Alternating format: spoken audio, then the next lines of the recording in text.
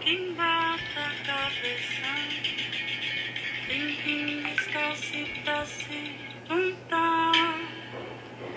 Eu vim de lá, me tiraram de casa, mas tô aqui, eu vou cantar pra retornar. Vambora, gente, que hoje é sábado, de tardinha, feriado, e a tia Gi tá aqui pra gente fazer esse dia especial. Então tô aguardando todos vocês, vamos entrando, gente. Tô aguardando todos vocês, vambora, vambora. Pra se levantar, eu vim de lá, me tiraram de casa, mas tô aqui, eu vou cantar pra retornar. Caramba, já 50 pessoas. Chique demais. Bom, vamos lá. Vamos começar. Para quem ainda não me conhece, está acessando aqui a live a primeira vez, não sabe quem é essa louca aqui em plena 6 horas da tarde num sábado de feriado, mas é um sábado super especial pra gente. Meu nome é Gisele Rodrigues, eu sou a social media da Unidade Nova América, então sejam todos muito bem-vindos. Se achegue, que hoje é aquela tardinha gostosa que é pra gente assistir essa live, sair daqui educado, transformado. Então pega aquela pipoquinha, aquele refrigerante que hoje o papo vai ser bom. Antes de chamar os convidados, deixa eu explicar para vocês como é que funciona a dinâmica da nossa live, como é que funciona a dinâmica para que você possa confirmar a sua presença e garantir as suas horas de atividades acadêmicas complementares. Já está aberto, disponível, o formulário de confirmação de presença na bio do nosso Instagram. Gisele, pelo amor de Deus, o que é bio? Bio nada mais é do que a nossa página principal. Aquela primeira página que tem o nome da unidade, tá? Que tem o endereço e lá, você vai ver que tem ali um link, linktree/Estácio_Nova América. Você vai clicar ali, vai aparecer o nosso menu de opções, um branquinho, todo bonitinho. E aí você vai ver que a segunda opção é confirmação de presença AAC.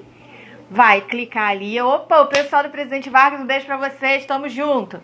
Você vai clicar ali e aí você vai preencher todos os seus dados, tá? Presta atenção na hora de colocar a sua matrícula, porque se tiver algum errinho da matrícula, aí vai ocasionar de demorar a fazer esse lançamento, às vezes a gente não conseguir. Quando é que as minhas horas serão lançadas? Todas as unidades da Estácio, elas têm até o final do semestre para efetuar todos os lançamentos dessas horas, tá? Então fica tranquilo que até o final desse semestre todas as horinhas estarão lançadas. Mas se acontecer de não ser lançada por alguma coisa, né? Às vezes a pessoa colocou o número errado, enfim. Toda live eu dou essa dica para que vocês façam um controle de todas as atividades que vocês estão participando. Como? Num caderno ou num Excel, você vai colocar lá a data, o nome dessa atividade, né? Seja ela no Instagram, no Teams, presencial, enfim, mas bota lá o nome da bendita da atividade e quantas horas ela valia. Para que ao final do semestre você possa ir conferindo no CIA, fazendo aquele check, né? Para ver se todas as lives que você participou foram lançadas direitinho. Beleza? Já falei onde é que está o formulário, já falei que até o final do semestre a gente lança essas horas e já falei que é importante você fazer o seu controle com o nome dessas horas, tá bom? Outra dica importante, a gente gosta da interação de vocês, porque live boa é live com interação, é assim, então a gente quer mesmo que vocês enviem perguntas, dúvidas, façam a sua contribuição na live. Então tá vendo que aqui embaixo tem um balão de diálogo com símbolo de interrogação dentro? É ali que você vai clicar para poder interagir com a gente, enviar a conversa pra gente. Envia o que você tá pensando da live. Já tem 6 pessoas que mandaram aqui pra mim um recadinho. Ó, Brena Cortez 12K, eu confirmo a presença antes de acabar a live ou depois? Aí, Brena, eu lembrei de um outro recado que eu tinha esquecido. Tanto faz, Brena. O formulário ele abre agora no início da live e ele vai ficar aberto por até 1 hora depois que terminar a live. Então, tá previsto para nossa live terminar por volta das 19 horas. Então, até as 20 você pode fazer a confirmação, depois ele será fechado, tá bom? Uma outra coisa importante, Anne Cotete, gente, só sábado mesmo pra eu cantar. Porque, ó, o pessoal lá da direção, Júlio, ele vai estar me vendo. Ele fica doido quando eu começo a cantar. Fica doido mandando eu parar mesmo. Mas hoje eu tô em casa, tô aqui trancada no meu quarto, eu vou cantar e ninguém me segura. Não quero nem saber. E se você gostou da música, é de uma cantora que ela tá iniciando agora, mas é assim, eu tô viciada no CD dela. Coloca lá no YouTube, Suede. O nome do álbum é Travessia. Gente, lindo, maravilhoso, tá? E aí, quando eu gravar o meu CD, eu faço a divulgação por aqui também, tá bom? Deixa eu ver quem mais. Henrique Rocha, boa noite, galera. Boa noite, Henrique. Obrigada por estar aqui com a gente. Gonçalves Laura, boa noite. Um beijo, Laura. Bruno, as horas complementares são válidas para espaço de Natal? Sim, para todos os alunos de todas as unidades da Estácio no Brasil. Uma coisa muito importante, a gente não consegue emitir certificado se você fizer parte de outra universidade que não é Estácio, tá? A gente só consegue lançar horas para os alunos da Estácio, mediante a confirmação de presença lá no formulário do jeito que eu expliquei. Se você é aluno de outra universidade, você é muito bem-vindo aqui na live, mas a gente só não vai conseguir emitir o certificado por enquanto, tá? Quem sabe lá pro ano que vem a gente consegue se organizar para poder oferecer isso também. Dimila 2.0, boa noite, um beijo, querida. Seja muito bem-vinda. Célio, Guapimirim, Rio de Janeiro na área. Um beijo, Célio. Célio, você estava com a gente na última live do Novembro Azul, eu lembro de você. Ansluar, boa tarde. Um beijo, querida. Seja bem-vinda. Cíntia Simões, adoro girassóis. Cíntia, um beijo. Muito obrigada por estar aqui com a gente. Quem mais? Célio, boa noite, Tia Gi na área. Tia Gi na área em pleno sábado, 6 horas da tarde. Não é pra qualquer um, não. Bom, vou aqui o meu... não faz isso não, vamos lá. Desliga não, tá, computador? Ajuda a Tia Gi. Vou chamar... Aí, desligou, acabou com a minha luz. Esse computador vai sem luz mesmo. Vou chamar aqui, vou mandar o convite para um dos convidados. Gente, que doideira. A pessoa não sabe se liga a luz, se chama o convidado. Aí, foi a luz agora, mas só que veio a luz amarela. Vamos lá, vou chamar o Eduardo, que eu já vi que tá aí. E aí, Bel, eu vou te chamar em seguida. Eduardo Costa. Ok. Eduardo Acosta, vou aguardar ele entrar. Ana Paula Siqueira, boa noite, Cachoeiras de Macacu presente, um beijo, querida. Boa noite, Eduardo, seja muito bem-vindo. Boa noite a todos. Estamos aí, prontos. Que bom, obrigada pela sua disponibilidade, por estar aqui conosco hoje, né, nessa live educativa, né, e de tanta relevância. E aí, Eduardo, enquanto eu vou mandando o convite aqui para os outros convidados, eu gostaria que, por favor, você se apresentasse para... A gente já está com 86 pessoas aí na live, por favor. Claro. Primeiramente, agradecer a oportunidade, como você mesmo falou bem, educativa, né? Conscientizar é preciso, né? Eu costumo dizer que a ignorância é a raiz da intolerância. Então, é uma grande oportunidade de a gente estar aqui, fomentar as pessoas a procurarem, né, o conhecimento, entender aquilo que, de repente, não é comum a algumas pessoas. Mas, para aqueles que não me conhecem, meu nome é Eduardo Acosta, eu sou umbandista de coração, né, já lá há 28 anos, sou um sacerdote, tenho uma tenda espírita, estou à frente dela já há 5 anos, comandando. Sou secretário de espiritualidade do Partido Verde Carioca, aqui do município do Rio. Sou um estudante eterno das faculdades espirituais, né?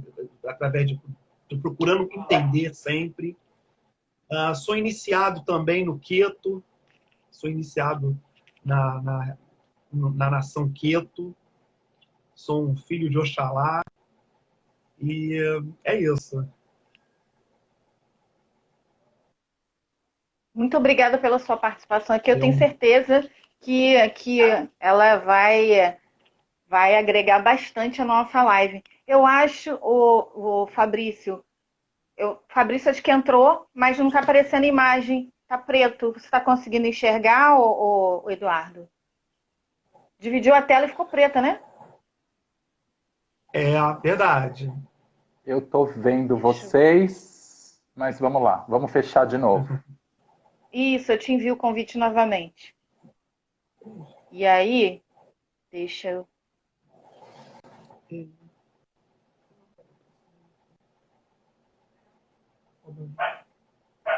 Olha, M. Potterhead, esses nomes que esse pessoal coloca é muito difícil a gente ler. Umbanda é amor, caridade e fraternidade. Olha, vamos aqui.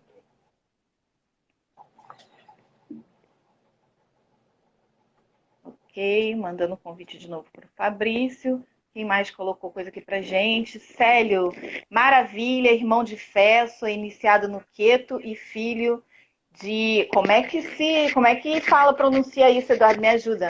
Osogia, eu não sei, me ajuda aí. É meu santo, meu santo. Como é que pronuncia? Oxoguian. Oxô, então o S fica com som de X, né? Oxô. É. Fabrício, eu tô chateada, eu não tô conseguindo te ver. Não tá. Você tá querendo se esconder da gente, Fabrício? Tô brincando. O que está acontecendo? Deixa eu ver se o Arcibel também tá aqui.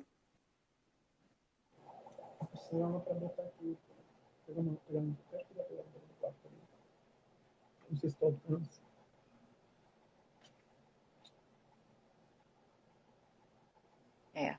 Bel não tá. Deixa eu mandar de novo aqui pro Fabrício.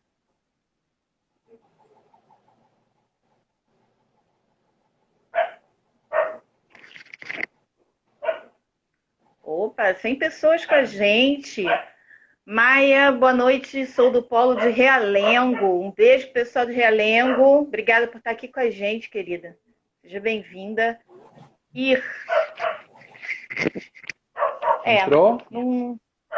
Eu tô te ouvindo, mas tá sem imagem. Você quer tentar me mandar um convite? Quero. Para ver se vai? De repente sou eu com o meu convite, o problema é o meu convite. Não, né?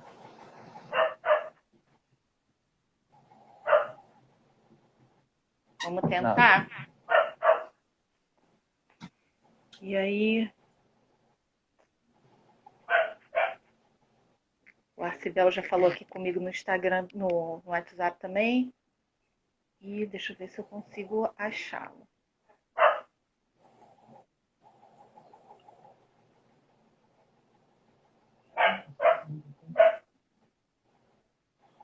Tá.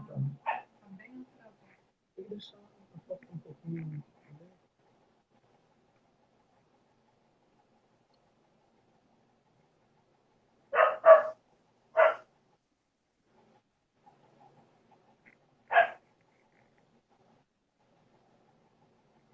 Vamos ver.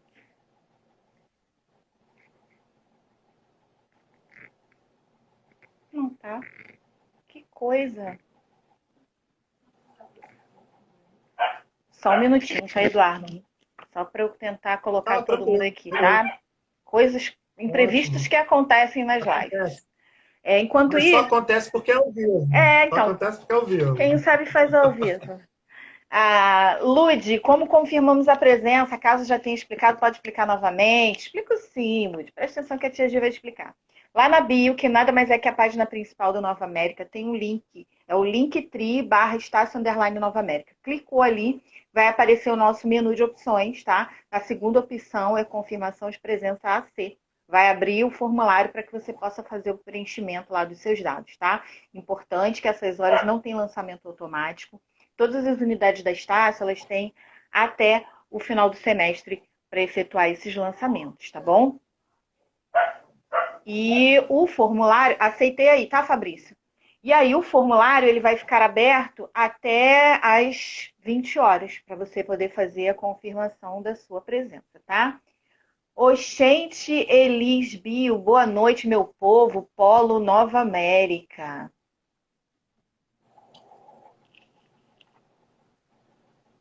Fabrício! Fabrício, não consigo te ver. Agora foi. Oi, Fabrício! Eita, eu já tava aqui já chateada, meu Deus! Agora, Deu. Fabrício, veio! Uhul! Tum, tum, tum. Deixa eu ver se o Arcibel entrou aqui, peraí. Azevedo. Eu vi.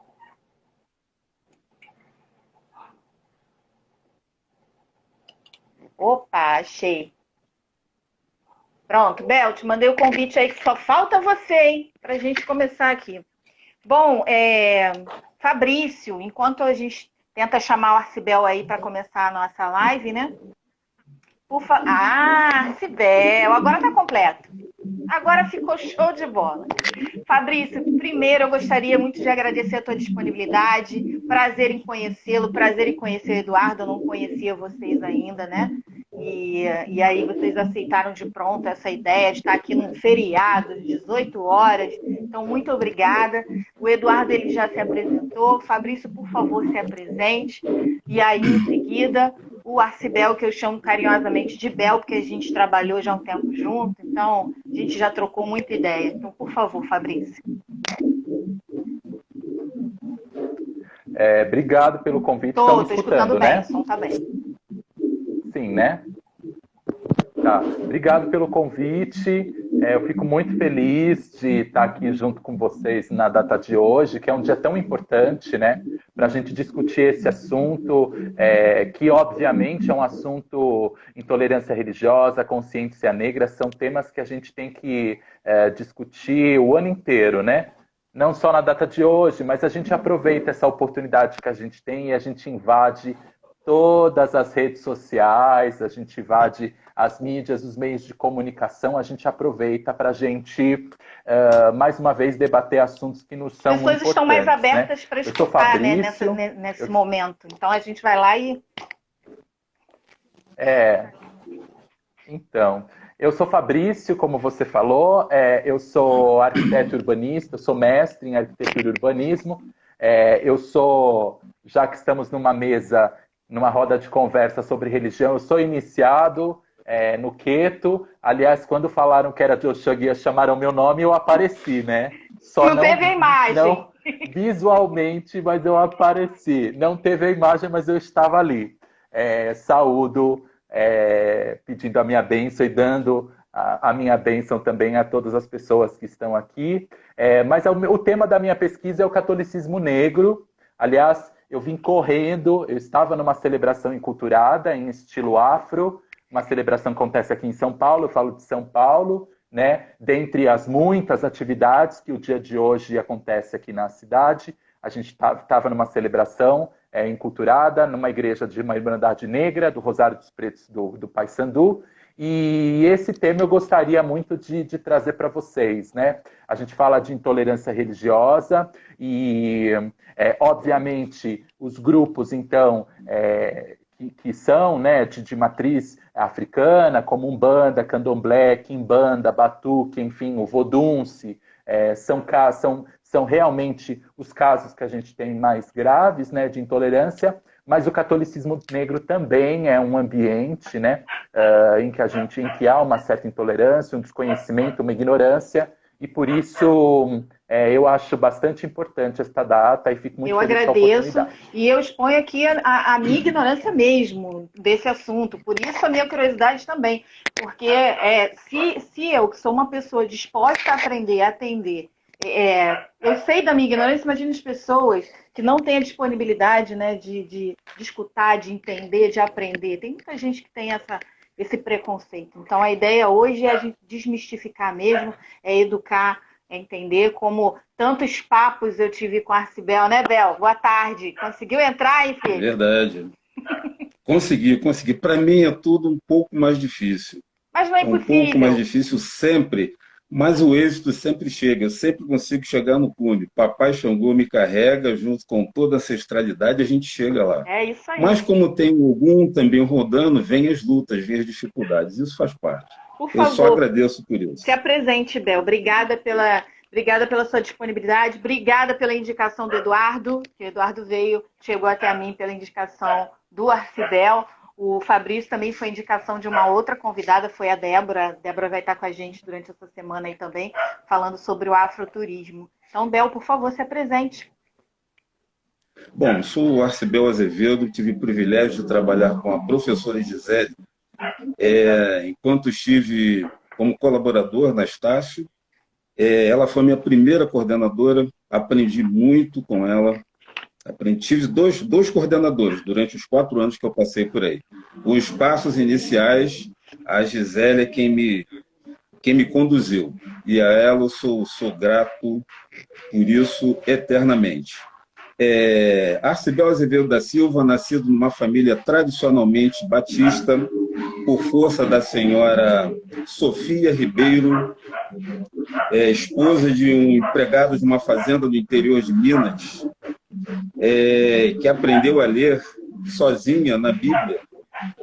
E essa é uma outra história bem longa também. E a partir do momento que ela aprendeu a ler, os 18 filhos dela, entre eles o meu avô, eles se converteram à religião batista, evangélico batista. E de lá nós começamos a conhecer outros caminhos e se ingrar por outros mares. Então, depois de ter passado pelo Seminário Teológico Batista, fiz metade do seminário, foram 4 períodos, vim para a Umbanda. A Umbanda me abraçou. E começou a me conduzir por essa estrada. Então, tem uma passagem pela Umbanda, iniciado também na Jurema Sagrada, inclusive o meu também sacerdote, o pai Milton do Agodô, ele deve estar assistindo essa live. Aproveito para anunciar também que o Eduardo Acosta é meu sacerdote de Umbanda, então tem que tomar cuidado aqui com os meus passos, estar atento a tudo que eu digo. E tem também muitos outros amigos também que estão nos acompanhando. Eu participo de algumas comunidades, alguns grupos de estudo.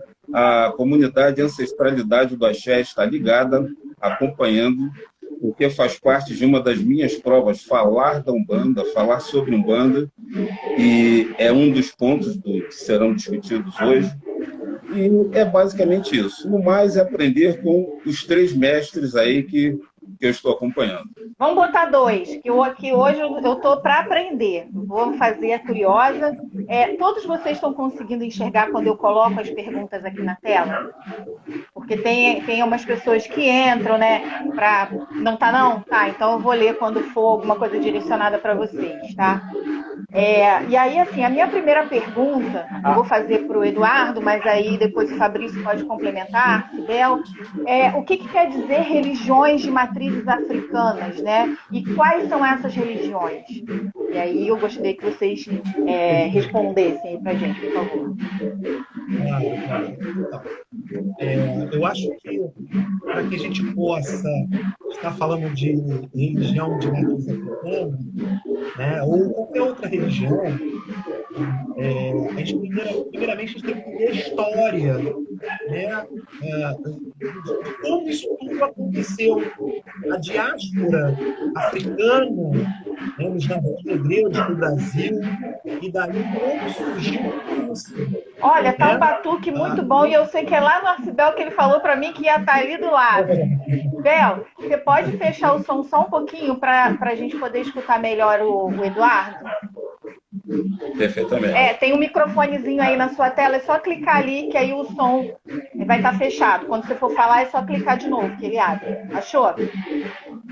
Na tela mesmo da live. Não. Negativo. Tá achando, não? Eu te falei que para mim é tudo mais difícil. Calma, você acha? Mas vamos lá, vamos seguir então. Quando você achar, você pode clicar, que é só clicar que o som fecha. Vamos lá, Eduardo, desculpa, vamos lá. Nada. E então nós temos que entender isso, né? Essa diáspora, essa vinda dos negros para cá, que não foi fácil, e primeiro não só pela escravidão, mas a nível religioso, é uma dificuldade porque eram tribos diferentes, né? Tribos rivais, tribos diferentes, culturas diferentes. Apesar de vir de um continente, né? De um único continente, um continente africano muito grande, com uma diversidade muito grande, eles vinham, eles atravessaram e em algum momento ali eles tinham que se era a única tempo de estilo de vida, né, que eles tinham ali era a religião, né, até hoje para todos nós, né, não se apega, imagina um continente diferente, uma língua diferente, e entre também idioma diferente. E aqui como fazer isso? E aí houve, a nível de que seria a religião de matriz africana, né? Quer dizer, a matriz é africana, porém é no Brasil, e isso também é muito importante para que não haja uma confusão, porque eu costumo dizer que não existe o purismo no Brasil. Nada, né? Não existe purismo, nós somos um povo multicultural. E, nesse sentido, eles tiveram que se adaptar, e o candomblé, né, com suas variantes, ele surgiu, mas eu vou além. Eu respondi a sua pergunta. E na minha opinião, humilde opinião, religiões de matriz africana, além de ser uma religião de ancestralidade, um culto ancestral, é uma religião, é um ato de resistência cultural do povo. Isso é a religião de matriz africana. É cultuar o ancestral e cultuar a sobrevivência de um povo que foi execrado, massacrado, escravizado até pouco tempo. Historicamente, é um ponto, né, entre o fim da escravidão e os dias de hoje. Uhum. Então, o culto ao sagrado, ao orixá, nós vamos falar mais à frente, e é um culto aos antepassados. Sim. Fabrício, me complementa então a explicação do Eduardo, já falando sobre a tua linha de pesquisa, né? Tua linha de atuação também, não só de pesquisa, quanto de atuação.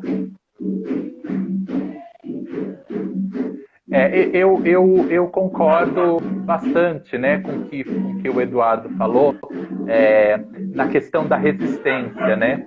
Eu acredito que a religião, ela foi esse ambiente, então, em que os africanos, imigrados forçosamente, conseguiram salvaguardar e replicar os seus costumes e as suas tradições culturais. Porque muito do que a gente tem no ambiente religioso, principalmente no ambiente do candomblé, eram, na verdade, elementos que faziam parte da cultura africana e que necessariamente não tinham um vínculo religioso. Eu digo, por exemplo, a questão das comidas. As comidas que a gente tem de santo, algumas delas eram comidas que eram tradicionais de determinados povos. E necessariamente elas não tinham a obrigatoriedade de ser consumidas apenas num ato religioso, mas elas eram consumidas no dia a dia. E aí, considerando que na perspectiva africana, na verdade, a religião ela faz parte do dia a dia, que é diferente da perspectiva ocidental, que nós temos um ambiente religioso e nós temos uma outra vida que acontece fora do ambiente religioso, né?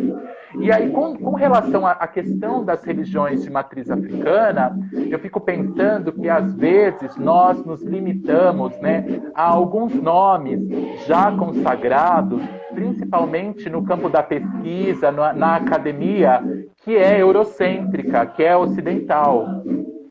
E a gente esquece que muitas das tradições culturais dos povos africanos sofreu, né, o que Sueli Carneiro muito bem fala, né, intitulou epistemicídio, né? Epistemicídio é esse desprezo e essa desvalorização da cultura do outro, né? Então, quando, por exemplo, os religiosos, né? E aí entrando um pouco na minha área de pesquisa, quando os padres, então, entram junto com os colonizadores, né? Quando eles invadem o continente africano, na verdade, eles ignoram que havia uma tradição religiosa lá, eles ignoram a cultura, eles ignoram tudo, e eles realmente impõem uma nova religião. O meu estudo ele está muito pautado em a gente entender que na África são diferentes povos, né, com diferentes tradições culturais. É muito recorrente considerar a África como um único povo, né? E apenas tentando concentrar do ponto de vista do grupo metaétnico, a gente já teria os Yorubás e os Bantus. A gente já teria dois grupos muito grandes, com tradições culturais muito diferentes. Tradições essas que se replicam aqui, inclusive nos terreiros de candomblé ou em outros ambientes, como o catolicismo que eu estudo, né? O catolicismo, ele chega no Brasil também, junto com os negros, já convertidos, muitos negros já estão convertidos, muitos desses africanos ao catolicismo, e praticam o catolicismo, têm o catolicismo como religião oficial antes de fazer a travessia transatlântica. Porque em Angola e no Congo, o catolicismo foi uma religião oficial desde 1482. E a gente precisa entender que o catolicismo também, ele é aceito em alguns reinos de uma maneira muito estratégica. O Manicongo sabia que se ele se convertesse ao catolicismo, se ele fizesse um acordo com Portugal, ele conseguiria avançar e expandir os seus domínios. E ele faz isso. Agora, o catolicismo que tem lá é um catolicismo enculturado. Esse catolicismo branco, banto, na verdade, vai chegar aqui e vai influenciar, por exemplo, a Umbanda. Vai influenciar também a Jurema. Na Jurema e na Umbanda, e aí os dois líderes podem me falar se conhecem, se participam, né? Podem contribuir com o conhecimento deles. A Jurema tem um viés, o catolicismo, o cristianismo está muito dentro da Jurema, né? Na Umbanda também, não somente na questão dos santos, né? Que alguns santos católicos atravessam o ambiente da Umbanda, né? E acabam, e aí sim, numa relação às vezes um pouco sincrética, embora eu também falo de uma dupla pertença, porque para os africanos era muito natural ser católico e ser de um praticante de uma religião tradicional, isso nenhum problema. Se a gente for pegar a estrutura da Umbanda, a gente vai perceber também, e hoje tem muitos historiadores de Umbanda que vão entender que nesse processo, né, analisando a Umbanda do ponto de vista africano, a gente vai perceber a influência banta e a gente vai perceber também alguns elementos que têm uma ligação muito forte com a tradição católica. Então, eu digo para você, quando a gente fala de religiões africanas, de religiões de matriz africana, talvez a gente precisa hoje abrir mais o nosso leque e incluir também outras religiões que não são as religiões mais consagradas aqui no Sudeste, né? A gente tem as religiões do Maranhão também, que podem ser consideradas religiões de matriz africana. A Encantaria, o Interecô pode ser considerada religião de matriz africana. A Jurema também é uma religião de matriz africana, o Candomblé, a Umbanda. E eu diria que a maneira como o negro se expressa no ambiente católico também pode ser considerado como um modo africano de viver uma religião. Gente, olha, eu aprendi bastante. Bel, você quer contribuir com alguma coisa? Eduardo?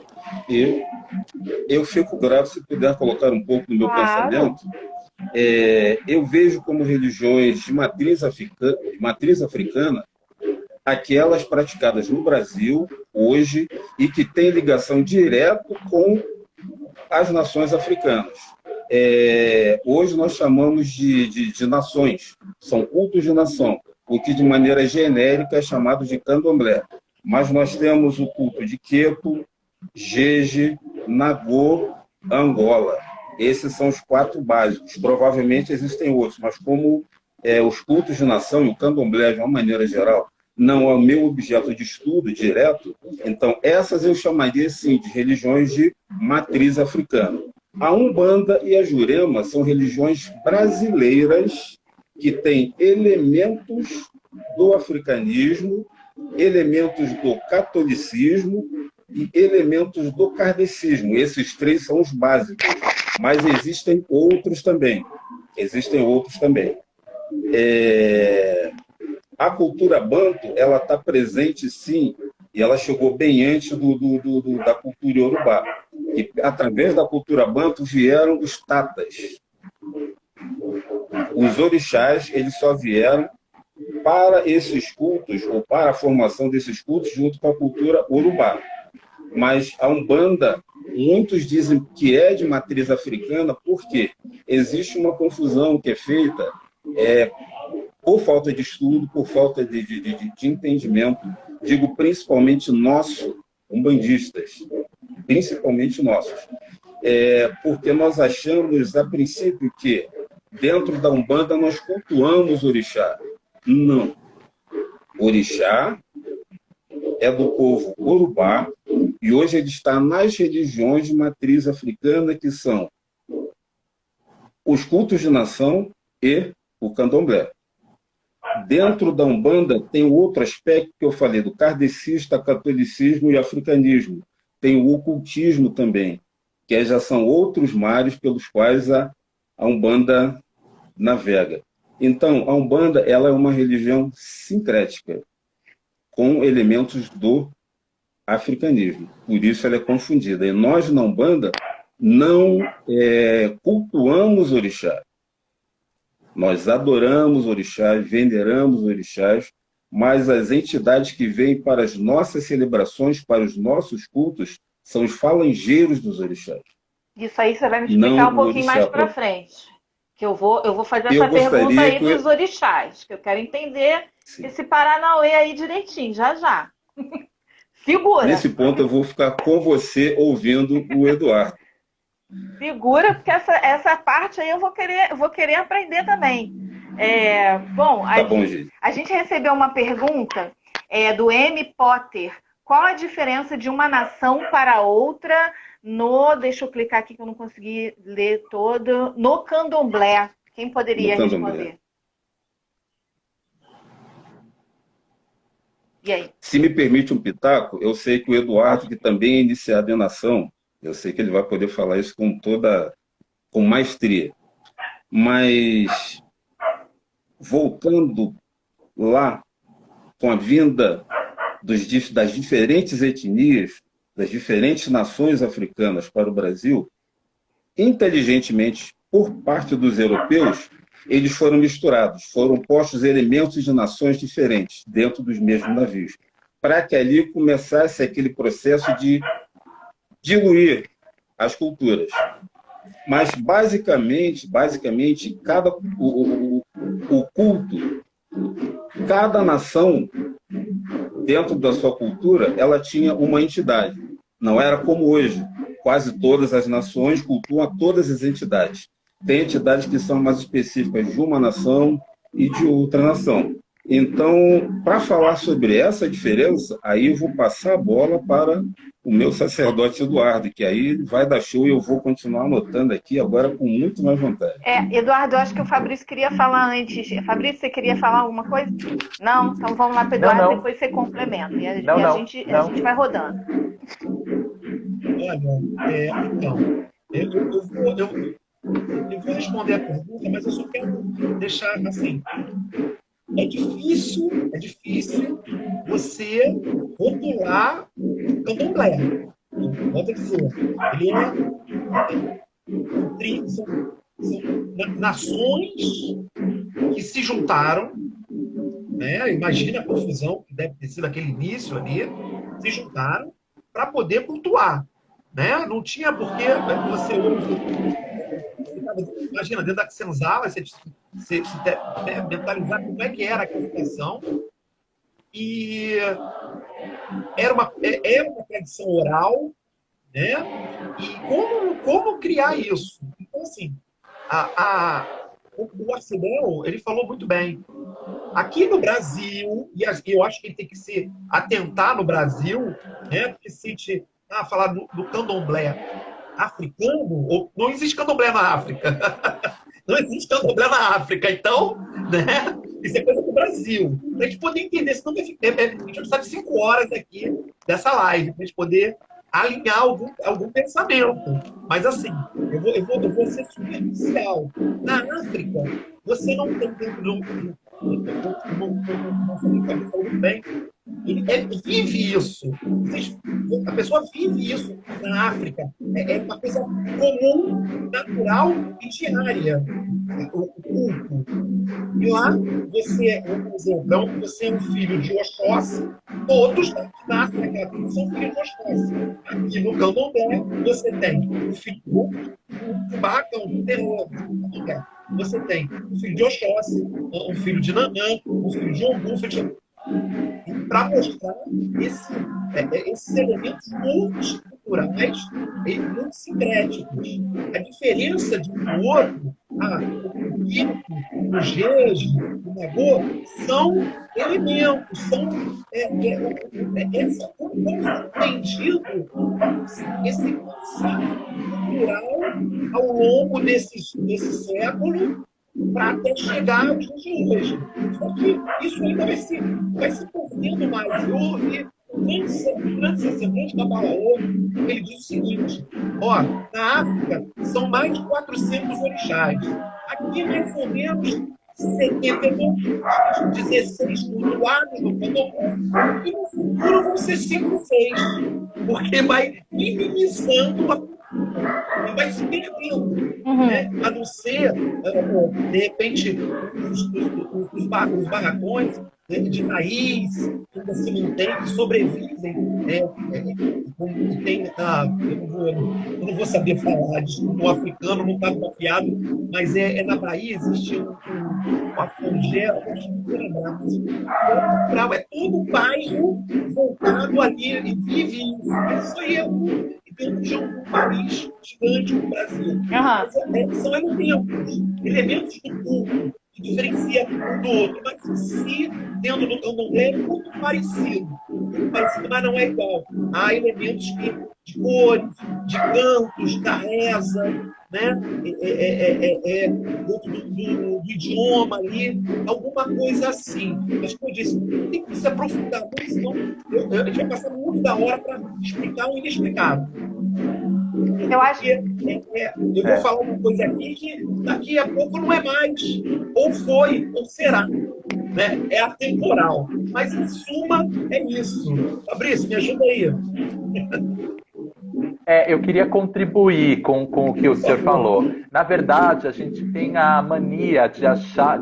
A nossa experiência, o fato da gente ser colonizado por catolicismo, faz com que a gente ache que todas as religiões são dogmáticas. E o candomblé não é. Na verdade, esses detalhes, inclusive com relação às nações, eles às vezes ficam ligados e concentrados até em cada terreiro, porque cada terreiro tem autonomia, de certa maneira, para desenvolver o seu culto a partir do conhecimento da sua tradição. Então, às vezes, né, isso que o Eduardo comentou, né, é bastante interessante a gente saber que lá a gente tem muitos orixás, e os orixás que chegam aqui são reduzidos comparado com o que é venerado lá. Provavelmente muitos orixás se perderam, né? O culto a esses orixás se perdeu com o passar dos anos, porque estava limitado às vezes a uma mulher, um homem, enfim, um sacerdote ou uma sacerdotisa que conhecia como cultuar aquele orixá. E eu faço sempre uma comparação para as pessoas entenderem essa questão da territorialidade, que foi muito bem falada, né? Que na África, na verdade, a gente tem o culto aos orixás, que é como se todo mundo que morasse, eu digo, em São Paulo, fosse iniciado em São Paulo, todo mundo que mora no Rio de Janeiro fosse iniciado, sei lá, São Sebastião. Então, quando a gente viaja, eu encontro o povo de São Paulo com o povo do Rio e a gente fala, opa, vamos fazer um culto que eu posso saudar os meus santos e você saudar o seu? Foi isso que aconteceu no Brasil com o candomblé. Por isso, o candomblé é uma religião muito brasileira, porque ela também sofreu adaptação. Porque, muito provavelmente, alguns elementos que eles utilizavam no culto, aqui eles não encontraram. Então, eles adaptaram, né? E então, a gente tem muitos candomblés. Uma diferença que eu sei, que eu posso dizer, assim, do ponto de vista das divindades, né? Que a gente quer uma diferença considerável do candomblé banto das nações de Angola para o candomblé iorubá, que a gente sabe muito bem, das nações Queto, Jeje, é o fato de que entre os iorubás, as divindades, né, os orixás, eles tiveram uma experiência terrena. A gente traz, né, nos itãs, nos mitos, que Xangô foi um homem que existiu, que Oiá existiu, que Oxaguiã existiu. E no candomblé banto não existe divindade, pelo menos até onde eu conheço, com uma experiência humana. As divindades, elas são encantadas, são forças da natureza. Isso é uma diferença bastante interessante quando a gente vai ver como esse culto se processa, né, se desenvolve. Eu digo para vocês que eu não sou iniciado no banto, eu sou iniciado num candomblé queto, mas o fato de eu estudar muito a cultura banto, né, dos bantos, por causa do meu trabalho com o catolicismo, faz com que eu conheça um pouco essas diferenças que eu acho que são muito consideráveis quando a gente adentra no espaço do terreiro. Mas, na verdade, o candomblé é uma religião que tem muito segredo, e segredo é segredo, e você só vai conhecer se você for iniciado, e o segredo que você vai conhecer é o segredo da sua casa. Eu não vou conhecer o segredo da casa do Eduardo, eu vou conhecer o segredo da minha casa. Você só vai saber se você tiver que saber. O segredo não é para contar, Exatamente. É segredo. Então, o que a gente lê em livros, na academia, revistas, é 1%. Vivenciar candomblé é vida de barracão, é ficar no barracão, é ali que você vai aprender candomblé, entendeu? Aliás, o segredo, na verdade, é uma tradição dentro das religiões de matriz africana, né? Eu duvido uma que esteja tudo aí aberto como uma Bíblia. A gente não tem uma Bíblia, a gente tem oralidade, né? E aí você vai aprendendo à medida que a gente recebeu aqui uma pergunta da KOL976. Boa noite. Eu sou da igreja e tenho interesse nas religiões. Tem problema nisso? E aí, isso aí é para você, Fabrício. Corta. Eu vou te falar que eu parto do princípio de que o ambiente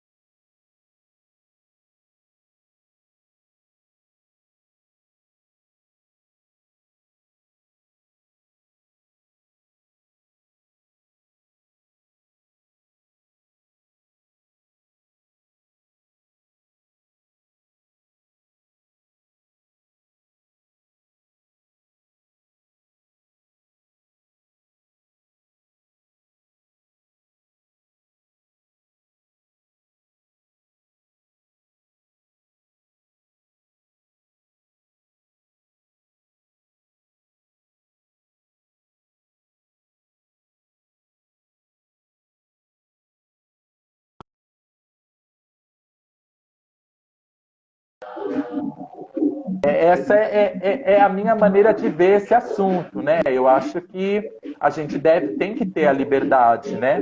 E que as religiões ensinam muito pra gente. Até uma igreja evangélica, embora eles sejam intolerantes conosco, às vezes uma igreja evangélica traz uma maneira de lidar, né, com a população, com os seus fiéis, que é bastante interessante. O cuidado, por exemplo, que eles têm, né, com os fiéis, em saber, o acolhimento numa igreja evangélica é algo muito significativo, que às vezes num terreiro a gente não é acolhido dessa maneira. E isso é cativante, isso é um ponto positivo, né? Então, eu vejo que a gente precisa entender as religiões desse jeito, né?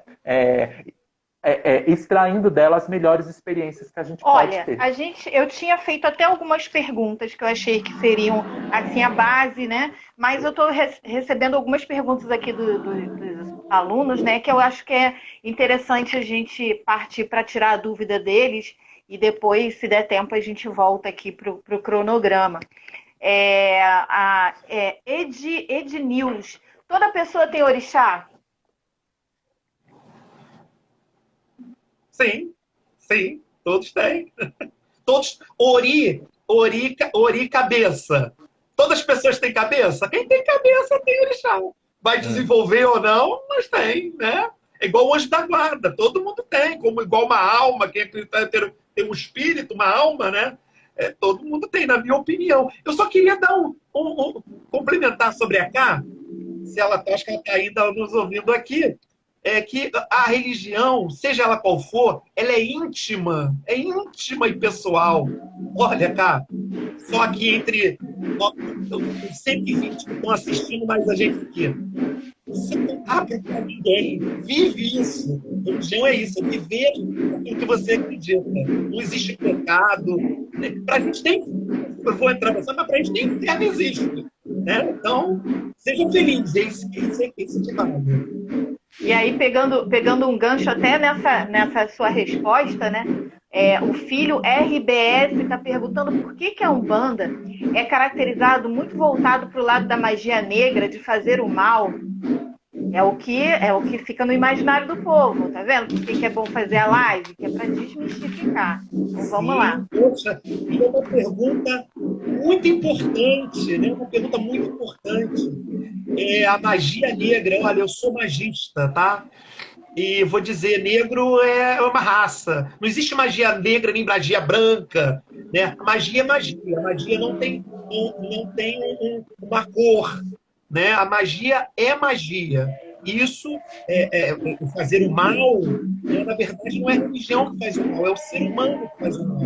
Né? Se a gente pegar os jornais ali, a gente vai ver que, às vezes, tem pessoas que têm religião que fazem o mal. O ser humano tem essa tendência a ser maléfico, mas não, ou ele se controla ou não. Freud explica disso bem. Mas, assim, não, a Umbanda não faz magia negra, também não faz magia branca.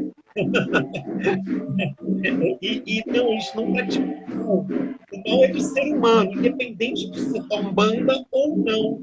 Mas, pô, foi uma pergunta muito legal você ter feito isso. Mas, assim, eu gosto que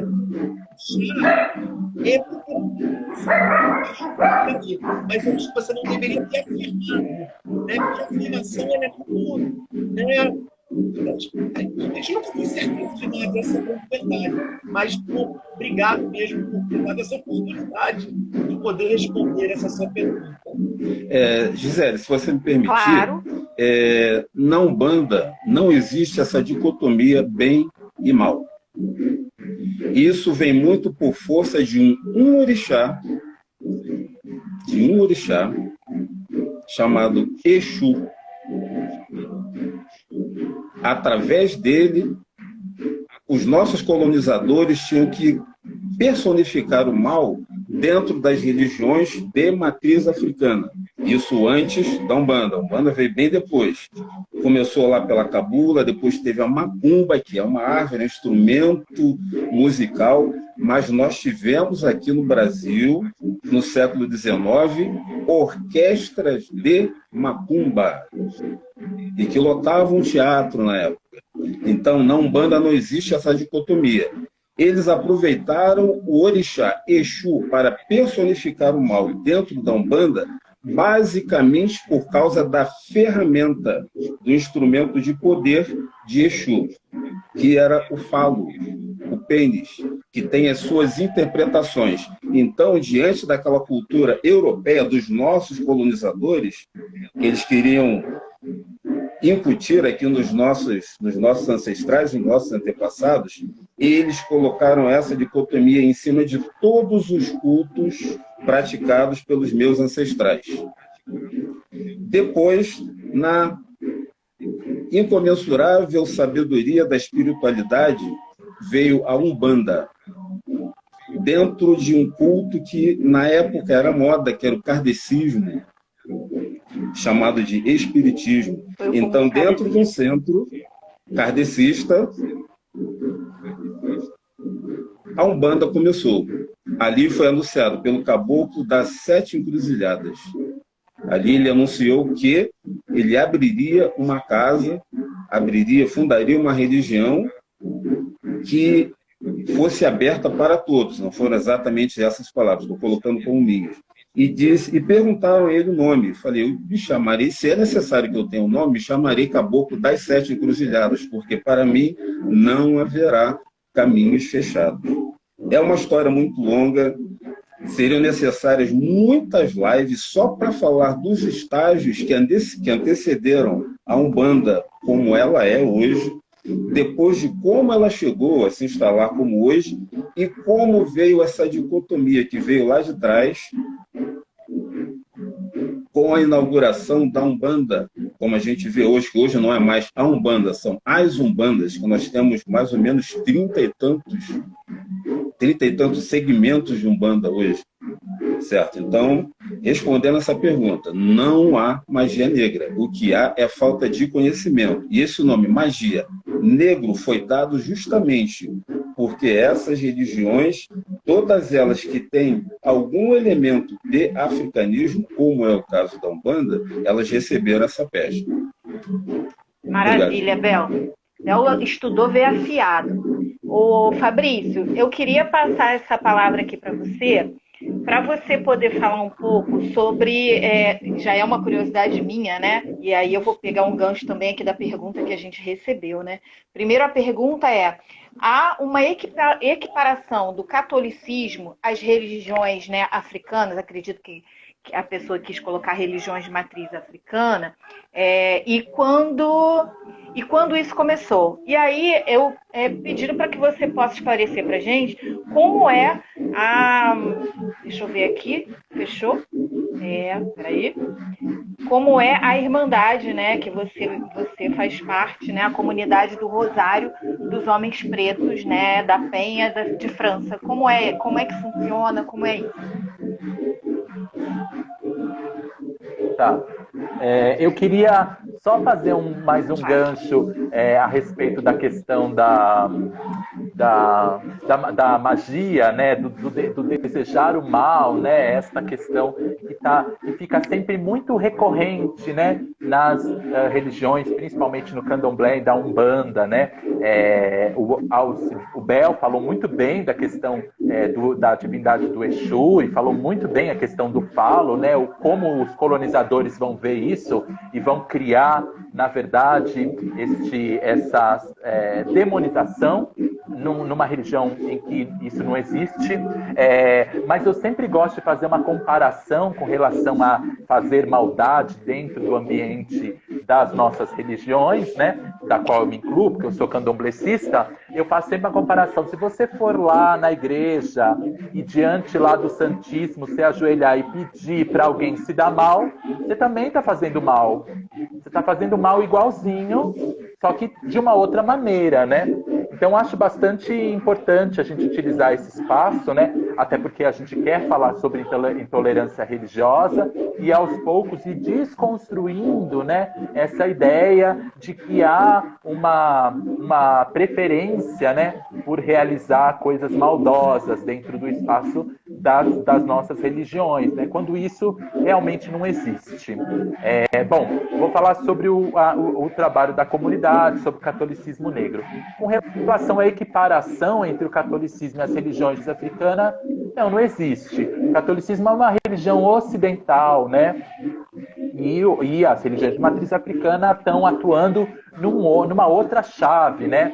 Nas religiões de matriz africana, por exemplo, como eu falei, cultuar muitas divindades diferentes é algo natural. No catolicismo isso não é. A gente tem uma hierarquia, né? O Deus Pai e tudo mais, e Nossa Senhora, e milagres, santos, céu, inferno, pecado. Todas essas noções, na verdade, elas não existem dentro do ambiente das religiões de matriz africana, né? Isso é próprio do catolicismo.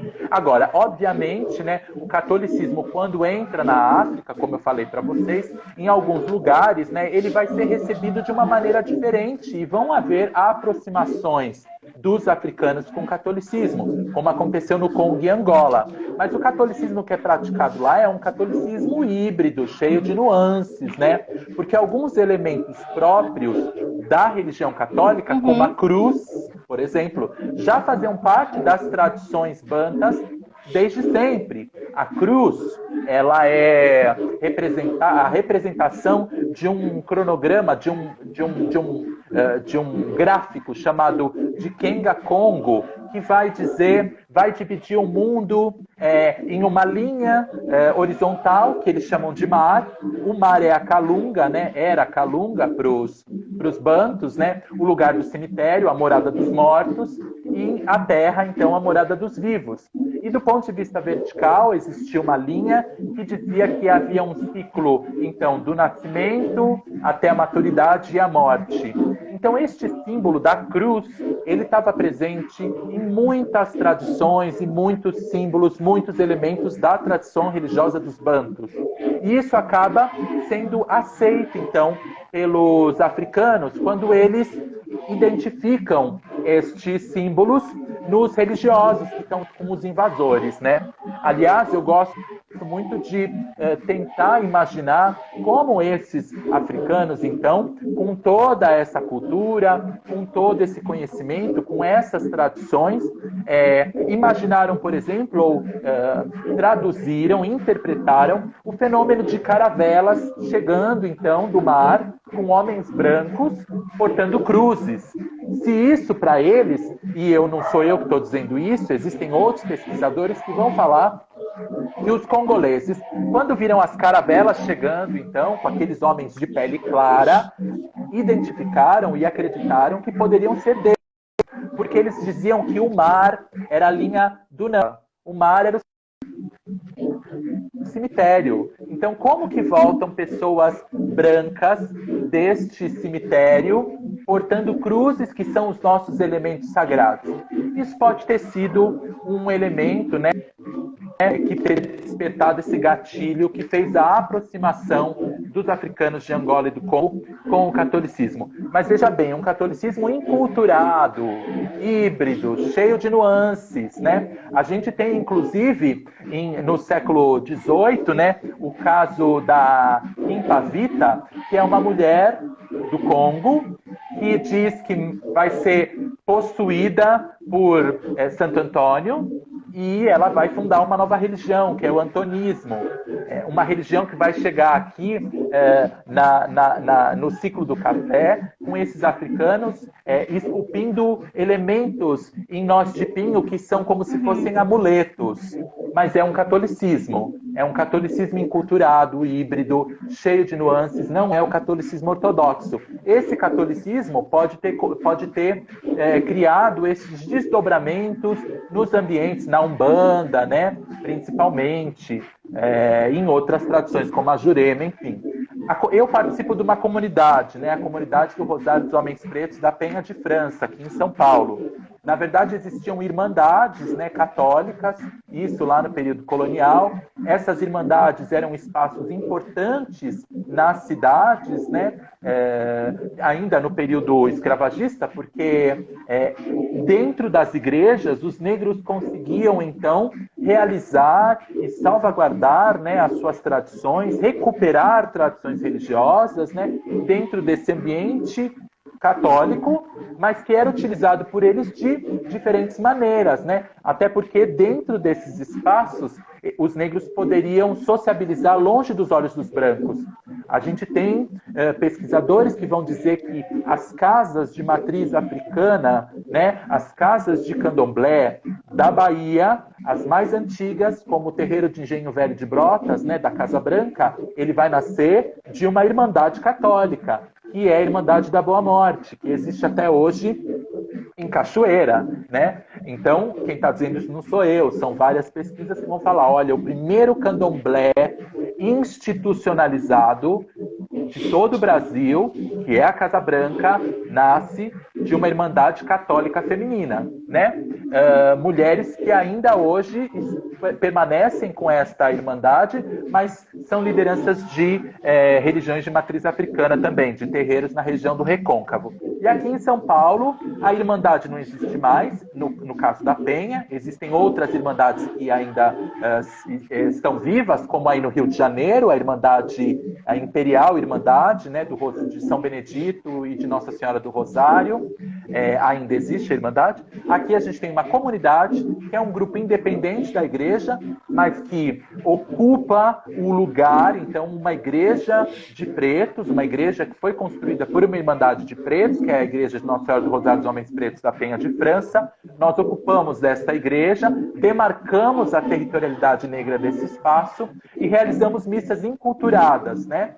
E são essas missas, então, católicas, onde alguns elementos da cultura africana são utilizados durante a celebração. Na verdade, é uma missa católica. A enculturação, ela se dá em algumas partes, né? Muita gente, racistas, né, intolerantes, vão olhar essa missa e vão falar: estão fazendo macumba dentro da igreja. Não, não estamos fazendo macumba nem dentro da igreja, nem fora da igreja. Na verdade, nós estamos fazendo uma celebração enculturada, que é algo permitido dentro dos documentos canônicos, né? E nós temos o apoio da CNBB, existe uma pastoral afro, enfim.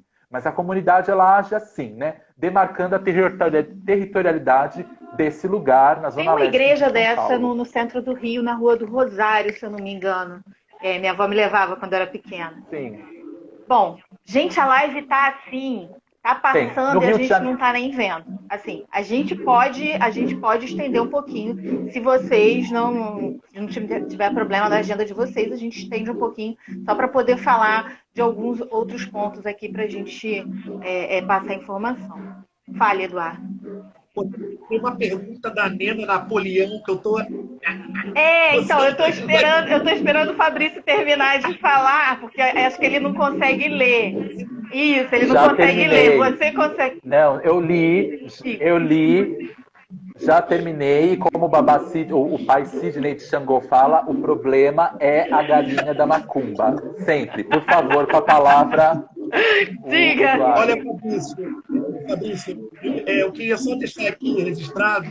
Poxa, eu depois queria ir entender mais um pouco. Eu fiquei fascinado aí por esse aculturamento da religião. Eu ia fazer uma pergunta. É considerado, como seria essa denominação? É uma igreja católica apostólica brasileira ou não? Como é que seria? Só para entender.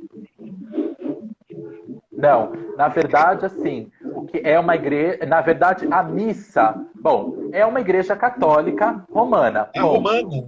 Existem alguns movimentos, romana.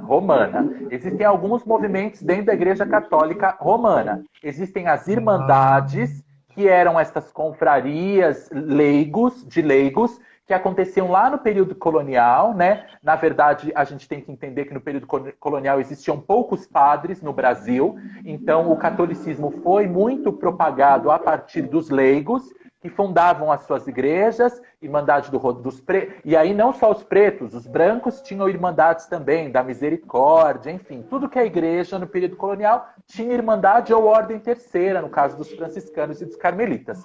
Catolicismo difundido pelos leigos. Aí, com a igreja romanizada, né, no final do século XIX e século XX, cresce o número de padres, acabam as irmandades, poucas irmandades resistem no Brasil. No caso das irmandades negras, para a gente é muito importante demarcar estes territórios, né? Porque a igreja no Brasil, ela é branca. A igreja no Brasil é branca. Na verdade, somente 20% dos bispos, né, da igreja do Brasil se autodeclaram negros, né? Considerando, então, levando em conta que a gente tem 56% da população brasileira se autodeclarando negra. Então, nós temos aí um disparate. Devido a isso, algumas pautas do povo negro dentro da igreja, elas não avançam. Mas há uma pastoral afro-brasileira que tenta, então, entender o jeito, a identidade negra e tenta, então, desenvolver, né, celebrações, incluindo o negro dentro da Igreja Católica. Obviamente, isso não aconteceu por uma bondade. Aconteceu porque nos anos 80 a gente teve o avanço das igrejas evangélicas e hoje a gente sabe que muitos negros são evangélicos. E aí, nessa disputa de poder, a igreja falou, opa, vamos acolher o negro dentro da igreja? E aí abriu a permissão, em 1988, para a pastoral afro. Mas sim, é a Igreja Católica e a missa, que as pessoas chamam de missa afro, se chama, na verdade, missa romana enculturada em estilo afro. Isso é o nome, é uma missa romana, mas ela recebe pontos de enculturação. E vamos falar do carneiro e da galinha. O pessoal quer saber por que mata a galinha. A Cibel quer fazer uma complementação? Se me permitirem, só para fechar esse aspecto, chama atenção para o nome da primeira casa de Umbanda, fundada por Zélio Fernandino de Moraes, que através do Caboclo das Sete Encruzilhadas fundou Umbanda. Tenda Espírita de Umbanda, Nossa Senhora da Piedade. Quando a Umbanda, segundo os modelos, segundo o molde que nós conhecemos hoje, ela foi fundada, o ambiente de preconceito era fortíssimo. Tanto que foi-se falar de mediunidade dentro de uma casa kardecista, o caboclo não foi aceito, o preto velho não foi aceito. Por isso foi fundada a Umbanda. Só que a espiritualidade, como eu falo desde o princípio, é absurdamente coerente e a sabedoria é infinita. Então, a casa foi fundada, começou-se a trabalhar a Umbanda, o nome Umbanda veio depois, aí seriam necessários mais 3 lives para falar sobre isso, mas não havia tabaque e as entidades eram associadas a santos católicos. Tanto é que uma coisa que hoje faz um estardalhaço tremendo, que é falar sobre as 7 linhas de Umbanda, aí seria necessário mais 10 lives. Caramba, o Arquidão já está querendo fazer uma série de lives para mim aqui. Umbanda. Parte 1, 2, 3. Culpa da comunidade. Então, a partir da tenda espírita Nossa Senhora de Piedade, por motivos de ordem pecuniária, foram abertas outras 7 casas, cada uma dessas casas com o nome de um santo católico, que dentro do sincretismo associava a uma determinada entidade, sim, a um determinado orixá. Essas 7 casas deveriam seguir rigorosamente os ensinamentos do Caboclo das Sete Encruzilhadas, muito embora quem passou a doutrina mesmo foi o Preto Velho. Inclusive, a primeira ferramenta de Umbanda foi o Preto Velho. Quando perguntaram se ele ia precisar de alguma coisa para trabalhar, quero sim, manda buscar minha cachimba, manda o moleque buscar minha cachimba que ficou lá no topo. Certo? Então, existe sim, a Umbanda, por ser sincrética, ela tem elementos do catolicismo também, assim como tem do kardecismo, agora nós já vimos por quê, fechou agora, mas só que Umbanda é Umbanda. E essa junção, ela está começando a se separar, porque tem casas, tem segmentos de Umbanda que estão se identificando mais com o catolicismo, outros se identificando mais com o kardecismo, outros, como é o da minha esposa, se identifica mais com o africanismo, outros com o ocultismo, e tem uma também muito antiga, que é a Mirim, que vem do Oriente. Aí são mais lives. Obrigado, só para complementar. Eu também estou doido para entrar nesse assunto aí da galinha. Marcibel, depois você me passa, Obrigado, assim, pelo WhatsApp, as suas ideias de live, as suas pautas, que eu vou ter que fazer uma série só sobre isso. Te garanto que vai dar quórum. Olha, eu quero entrar na... Com certeza. Eu quero entrar na série da Umbanda também. Mas eu quero entrar para bagunçar essa teoria aí dele. Eu quero fazer uma bagunça, porque assim, a Umbanda, rapidamente, a Umbanda, na verdade, do Zélio, para mim, ela está envolvida e atravessada por um racismo sistêmico muito forte, por causa do kardecismo, Porque o kardecismo do Allan Kardec, ele traz na sua essência algumas questões de eugenia, né? Porque o Kardec, ele era, como um homem de seu tempo, né, adepto da eugenia e dessa pseudociência. Inclusive, nos escritos dele, ele vai trazer coisas relacionadas a isso, dizendo que alguns indivíduos de determinadas tribos africanas eram pessoas atrasadas, né? Fazendo uma análise fenotípica. E isso, de certa maneira, vai fazer com que essa Umbanda do Zélio, que é um homem branco, invalide a experiência de outros africanos que tiveram experiências mediúnicas aqui no Brasil, desde o século XVIII, como Luísa Pinta, como Rosa Epsiaca. Africanos, principalmente mulheres, tiveram também a manifestação de entidades e morreram, inclusive, por causa da Inquisição. Então, vamos deixar isso para uma live de Umbanda e você me chama, porque eu quero também falar disso.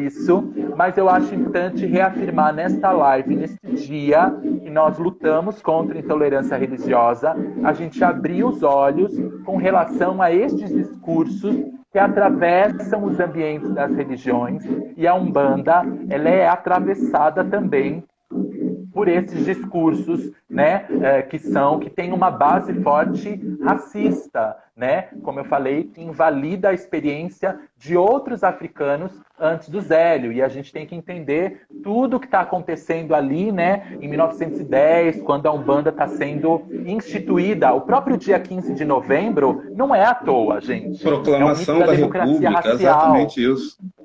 Você entendeu? Então, isso tudo não é à toa. Por isso que eu não sou umbandista, mas sou praticante, mas frequento casas, mas eu gosto sempre de botar aí uma reflexão a respeito disso, porque as coisas elas não são à toa, não, tá? E quando a gente está falando da intolerância religiosa, do epistemicídio, quando a gente está nessa live aqui no Dia da Consciência Negra, então, despertando, né, e criando reflexões acerca de como o ambiente religioso, né, como as narrativas podem invisibilizar a experiência dos negros, eu acho importante a gente também deixar esta notinha aí para um outro dia, a gente se aprofundar.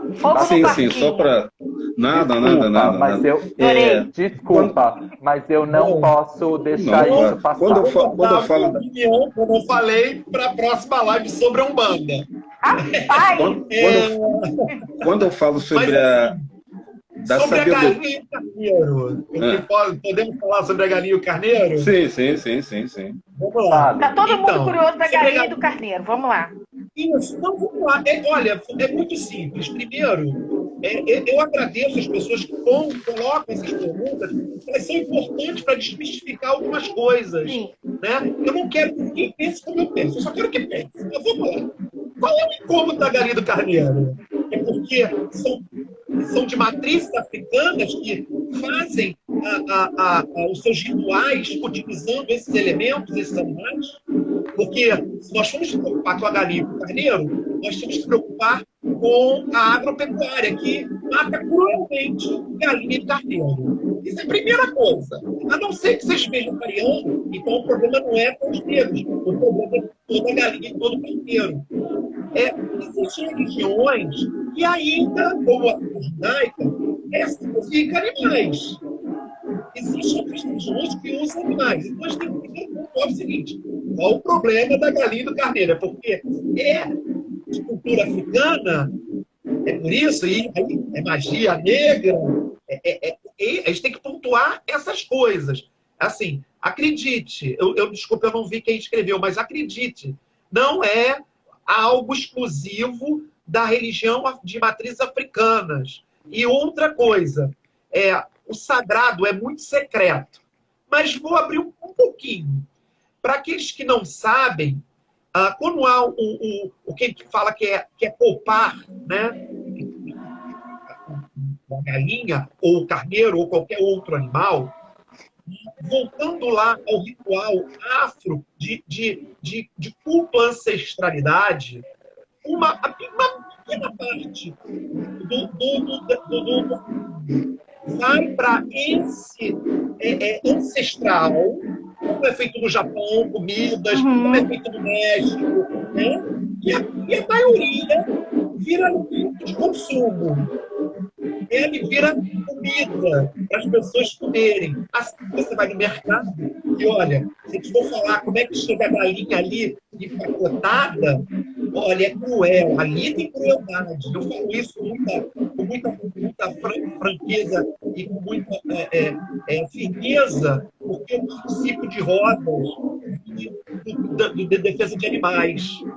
E eu acho que, se é preocupação com os animais, a primeira coisa, então, a gente tem que bater da devastação da nossa mata, que estão destruindo para fazer soja, onde ninguém come soja, aqui no nosso alimento, só o óleo, uma porcaria, é para alimentar boi, para matar boi. Alguém já sabe como é que mata o boi? Isso que a gente. Se o problema é o sacrifício animal.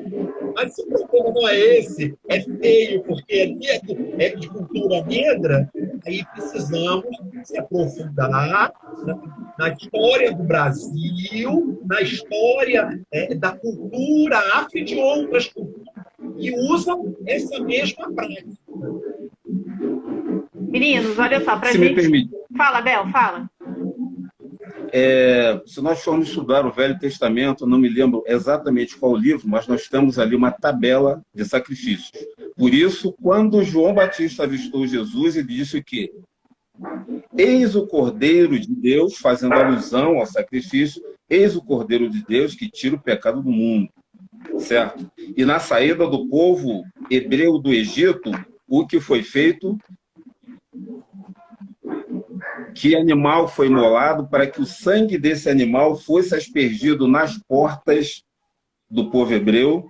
Por quê? Porque o anjo da morte ia passar sobre o Egito, certo? E seriam poupados apenas os primogênitos dos hebreus. Então, para a gente falar hoje sobre o sacro ofício dentro das religiões brasileiras que tem elementos de africanismo, ou dentro das religiões de matriz africana, a gente tem que voltar lá atrás, buscar no Velho Testamento e entender toda essa questão do sacrifício ou do sacro ofício. Sim. Obrigado. Vou chamar vocês para uma nova live para que a gente possa... O assunto ele é tão rico, o pessoal está aqui, a live é maravilhosa, adorei a live, e realmente tem muita curiosidade sobre o assunto. Eu acho que a gente tem que fazer realmente em parte. Eu ia fazer a pergunta sobre os orixás, eu vou deixar para uma live só para isso, que aí a gente entra sobre esse assunto dos orixás, para a gente poder fechar a live de hoje, né, não ficar tão extensa, também não tomar o tempo de vocês. Essa última pergunta, que é sobre a palavra macumba. A palavra macumba existe? Qual a sua origem? Por que não é tão reconhecida deixa eu ver aqui o resto no meio africano? Enfim, a palavra macumba, eu acho que ela traz essa intolerância religiosa, né? Fulano é macumbeiro, que isso? É coisa de macumba. Não. Então, macumba, explique pra gente o que é macumba e aí a gente já entra na parte da intolerância religiosa pra gente poder fechar a nossa live. Bom, a macumba, isso aí é o beabá de todo macumbeiro. Mas assim, a macumba nada mais é uma palavra preconceituosa, né? Nós, da religião de matriz africana, umbandistas, nós não nos chamamos assim, de repente, uma brincadeira de muito mau gosto, né? Se a gente for parar para analisar essa termologia, né? A macumba é uma árvore que virou um instrumento e a pessoa fala assim, vai bater macumba onde? Né? Vai tocar macumba onde? E aí os negros, né, voltamos a isso que está chamada da conscientização, né? Isso foi... o negro é macumbeiro. Né? Aí tudo foi agregado a isso. Porque se fosse bom, era boa macumba, não era macumba. Olha, isso é uma tristeza, né, cultural. E depois, quando a gente passa para a intolerância, isso porque de uma tristeza, de uma fraqueza cultural, educacional. Não é culpado de quem faz, mas de onde veio e se deixou. Mas ele está aí avançando, né, como live segurança aqui, de poder estar aí desconstruindo coisas que não existem. Não existe lenda. Fabrício, quer complementar? Eu quero complementar e vou complementar. Não, eu ia só falar que macumba é esse instrumento musical, né? É uma palavra que provavelmente seja banta, né? De uma raiz de quibundo, deve ser, eu acho, né? Porque macumba me lembra candomblé, me lembra candombe, me lembra, enfim, samba, né? Me lembra tudo isso que são palavras de raiz quibundo, mas eu realmente não tenho conhecimento de idiomas, né? Africanos, mas é exatamente isso. Eu acho que entre a gente, né? A gente até às vezes utiliza essa palavra, mas no vocabulário geralmente fora mesmo do ambiente religioso, quando as pessoas querem falar sobre macumba, elas falam ou macumbeiro, elas estão falando no sentido pejorativo. Na verdade, tanto a questão das palavras, né, quanto a questão do próprio sacrifício, eu vejo, eu não sei, mas eu às vezes fico um pouco cansado. Eu achei que eu não ia ficar um dia cansado, porque eu tenho só 42 anos. Mas às vezes cansa a gente ter que explicar isso, né, para as pessoas. A questão do sacrifício. Gente, o sacrifício é bíblico. Você acha que o seu franguinho que você comeu no almoço, ele morreu como? Como que você acha que ele morreu? Entendeu? Porque obviamente, eu quando consumo, né, uma carne, uma comida, enfim, no meu terreiro, na minha casa de axé, eu sei que aquela comida foi rezada, né? E a culinária judaica também é isso, enfim. E aí me parece que é uma ignorância das pessoas, mas no sentido de eu não quero aprender. Eu não quero saber, eu quero espizinhar, eu quero ir para o confronto, você entendeu? Aliás, recentemente a gente li uma mensagem agora do Célio, se eu não me engano, dizendo que compareceu à missa enculturada na Igreja do Rosário dos Pretos do Pelourinho, que é belíssima a missa que tem lá, é muito bacana, com muitas lideranças, inclusive do candomblé, frequentam esta igreja, são muito bem recebidas, né? E essas missas enculturadas, né, o negro católico também sofre preconceito. Aliás, o preconceito é da cor da pele, né? E as missas enculturadas estão sofrendo também racismo religioso.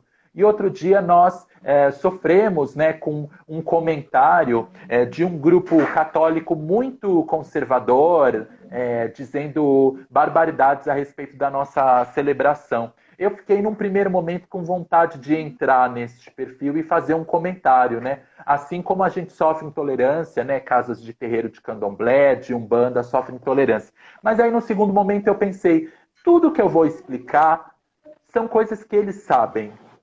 Mas no fundo, eles não querem aceitar, eles não querem dialogar. Eles querem continuar, né, nesta ignorância, continuar criticando exatamente que é coisa de preto. E isso é racismo. Então, no dia de hoje, né, que a gente se fortaleça, nós, né, que lutamos muito contra o racismo e a intolerância religiosa, que a gente seja fortalecido pelos nossos deuses, pelos nossos orixás, né, para utilizar os canais, né, que a gente tem, a comunicação a esse respeito, que as pessoas que nos assistem sejam esses replicadores, né, dessas notícias, enfim, e que essa intolerância realmente tenha fim um dia. Que um dia a gente possa viver, né, sem uma notícia de um crime de racismo, de um jovem negro que foi assassinado ou que foi abordado porque estava numa região de comércio de luxo. Você entendeu? Que uma pessoa foi abordada ou apedrejada porque estava na rua com roupa de santo, né? Sofreu preconceito porque estava com o seu cabelo Black Power no metrô, no seu lugar de trabalho, sabe? Eu acho que a gente precisa dessas notícias boas. Enfim, então, de novo, alguém falando aqui, sim, macumba vem do banto, assim como fubá, moleque, bunda, samba, candomblé, etc. Muito obrigado, Tadeu. Macumba vem do banto. Gi, fechando mais uma questão, lembrando apenas que os responsáveis pelo sacrifício são os levitas. Eram os levitas. responsáveis pelos sacrifícios. Eles não tinham posses, era a única tribo que não tinha posse, porque eles viviam do que era ofertado nos altares. Pulando, para colocar um pouco de pólvora nessa fogueira, eu digo que Macumba é a mãe da Umbanda e a Cabula, a avó da Umbanda. Certo? A Umbanda, como veio através de Zélio Fernandino de Moraes, ela teve uma mãe e teve uma avó. Ela veio, sim, através do branco, e a Umbanda é a religião que abraça a todos. Mas antes disso, como eu digo, desde o início, desde que eu comecei a participar dessa live, a espiritualidade é infinitamente sábia. Por isso a Umbanda tem uma mãe e a Umbanda tem uma avó. Macumba é festa, alegria. Para entrar nessa explicação, é uma live. Seria uma live para falar da avó, que é a Cabula, outra live para falar da Macumba, que é a árvore, é um instrumento, mas nós tivemos a orquestra de Macumba do Exército Brasileiro no século XIX. Então, esse assunto é riquíssimo demais. Por isso que eu digo, para acabar com a intolerância, só a informação. Obrigado, Gi. Eu agradeço. A Paola está perguntando se existe algum livro ou livros que possam indicar para estudar as influências africanas no Brasil. Teriam algum para indicar? Ou se lembrar depois, também pode me passar, que eu coloco depois lá. Olha, se o interesse dela é estudar, por exemplo, candomblé, eu acho que os livros do Pierre Berger são muito interessantes. Porque os livros do Pierre Berger, na verdade, ele faz, principalmente, quando ele faz um livro chamado Orixás, que eu olhei aqui, que eu tenho na minha estante, que ele faz o retorno, né, para a África, fotografa o culto lá e depois fotografa o culto na Bahia. É um livro bastante interessante para a gente entender, né?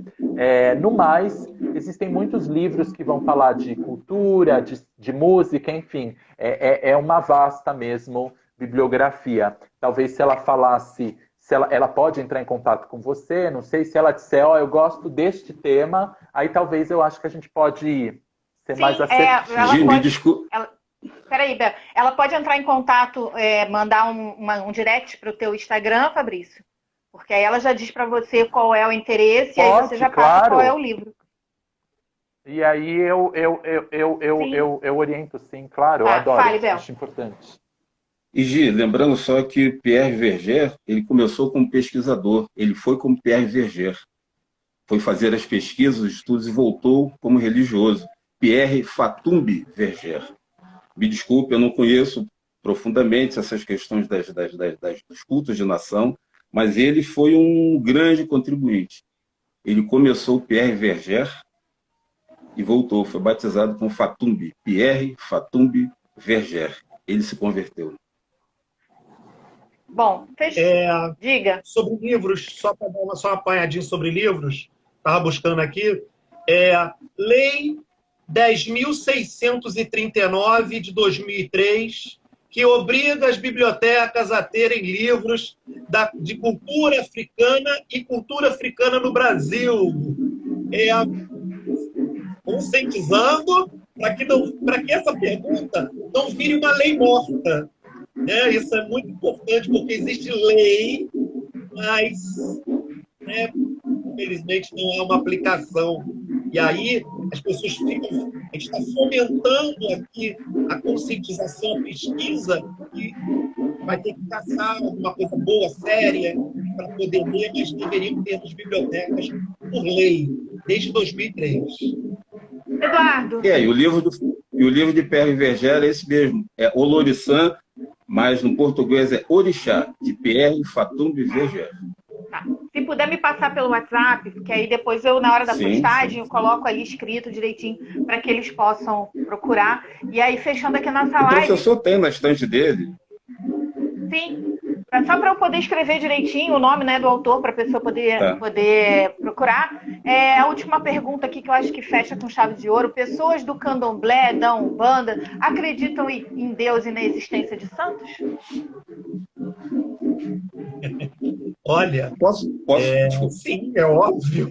Deus, Alá, Zeus, olha, Odin, depende da época e da cultura. O Batalá, Zambi, Deus, os santos, orixás. Sim, por que não? Por que não? E sobre a Umbanda, eu poderia estar homem aqui falando do Umbanda, do Pan, né? E a Umbanda, campeão de todas as bandas, né? Sim, a única coisa que não tem na Umbanda e no Candomblé é o diabo. Mas Deus tem, Deus está lá. Firme e forte. Muito boa explicação. Mais alguém quer contribuir para a gente poder fechar? O Cibel botou a mão na boca. Já falei demais. Eu tenho que me segurar. Essa vai ficar para live 3, né? Até um da 3 ele vai responder essa. Umbanda é uma religião brasileira? Sim. A pergunta que apareceu. Umbanda é uma religião brasileira? Sim. E aí o Tadeu botou aqui, ó, a pergunta da Brenda só vem a fortalecer que o óbvio precisa ser evidenciado, e por isso esse espaço que a gente está abrindo aqui para desmistificar, para educar, né? Afinal de contas...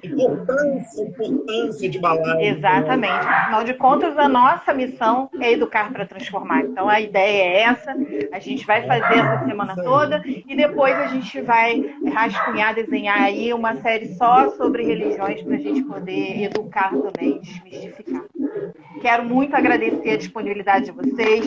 Olha isso, uma live de 1h40 e a gente ficou com 120 pessoas grudadas, querendo saber. Então, gente, a gente vai voltar, tá bom? Se você não gosta, mas tem muita gente que gosta. O pessoal tá querendo saber. Tem muito apelo, tem muitas pessoas que querem entender, né? Outras querem isso, representatividade, né? Falta uns querendo aprender, outros querendo representatividade, né? Eu vi que tem pessoas que fizeram perguntas, já sabiam da resposta que queriam que a gente falasse, para outros não teriam ouvido. Então, muito obrigado, né? Eu só tenho que agradecer por eu estar participando desse tudo, assim, a live que não caiu, só aumentou, né? Os participantes gabaritados aí, né? Inteligentes, que só fortaleceu o dia de hoje e tem que ser perpetuado. Infelizmente, a gente tem dia para falar, né? Mas deveria ser falado sempre para... mas a gente, aos poucos, a gente vai mudando, a gente vai ganhando nosso espaço, né? Igual a água, a gente vai se espalhando ali, ó, e vai. Tá bom? Eduardo, muito obrigada pela sua disponibilidade. Outros convites virão. A Cibel, muito obrigada. Muito obrigada, Fabrício. Desculpem para a gente ter passado um pouquinho da hora, Obrigado. Mas é porque era necessário, né? Imagina. Foi uma delícia, eu aprendi muito também. Fico à sua disposição. Quem tiver alguma curiosidade a respeito do catolicismo negro, o meu Instagram é @FabrícioForg, F-O-R-G. Pode me buscar e eu adoro responder e eu fico igual velho em banco. Igual velho em banco é ótimo. Fala, Eduardo. Deixa eu fazer minha propaganda aqui rapidinho também, ó. Minhas lutas, né? Todas essas lutas aí, já desde 2014. eduacosta.ambientalista, estou lá também, pode ir lá. Estamos aí para propagar isso aí. A Cibel, você vai divulgar seu Instagram também, filho? O meu não, porque eu sou aprendiz, eu sou um eterno aprendiz. Estou aprendendo aqui com o Fabrício, estou aprendendo com o meu sacerdote e aprendo também com a comunidade Ancestralidade do Axé e com o Liceu de Umbanda. E olha, 1h40, eu tenho que morder a língua porque eu queria mais, eu queria o dobro só para começar. Mas pode deixar aqui feliz. Que o espaço a gente já abriu as portas. Fabrício, vai lá. O pessoal vai falar aqui, gente. Não, eu queria só dizer... Não, rapidinho. Eu queria só dizer para o Abel que eu adorei o som dos atabaques. Se eu estivesse no Rio, eu saía agora, desligava o celular e ia para lá. Musical! Na live. Muito axé aí para sua comunidade. Gisele, o que acontece é o seguinte, minha esposa tinha sido convidada para participar também da live, que ela também é sacerdotisa, como eu já disse. Ela não pôde vir porque ela teve um compromisso inadiável. E ela hoje me falou da tristeza dela de não poder participar da live, que ela gostaria de estar aqui. Eu falei, não, você vai estar. Você vai estar lá sim, ela no está. terreiro, você vai estar lá no terreiro e representada aqui pela espiritualidade, porque o som dos atabaques da sua casa estarão, sabe, abrilhantando aqui a nossa... Exatamente. Bom. E esse som é... Não, foi maravilhoso, foi maravilhoso. Bom, pessoal que me perguntou aí, o formulário de confirmação de presença... Ih, caiu aí o Eduardo. O formulário de confirmação de presença, ele vai ficar aberto até umas 8h30, eu vou deixar aberto, tá, gente? E a live, sim, vai ficar gravada, se Deus quiser, eu vou entrar aqui agora para gravar. Um beijo, muito obrigada a vocês três. Ele já foi, mas ele vai ver. Obrigada, Fabrício. Voltará. Tchau, Obrigada, gente. Bel. Tchau, boa noite, obrigado. gente. Tchau, tchau. Boa noite a todos. Tchau, prazer. Tchau.